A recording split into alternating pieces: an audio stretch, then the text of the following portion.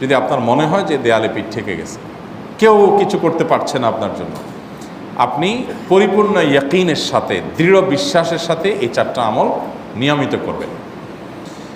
এবং আমি বহু মানুষকে পার্সোনালি এটার পরামর্শ দিয়েছি, ওনারা আমল করেছেন, আমল করে উপকৃত হয়েছেন।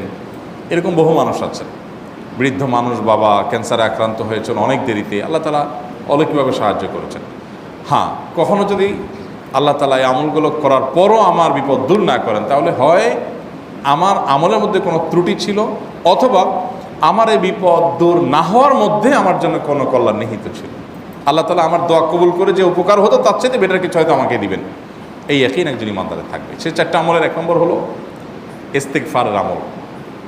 ইস্তেগফার, আপনি ফেসে গেছেন কোনো জায়গায়, কোনো উপায় পাচ্ছেন না, আপনি ইস্তেগফার করতে থাকেন, আস্তাগফিরুল্লাহ ওয়া আতুবু ইলাইহি, আস্তাগফিরুল্লাহ ওয়া আতুবু ইলাইহি, আস্তাগফিরুল্লাহ ওয়া আতুবু ইলাইহি।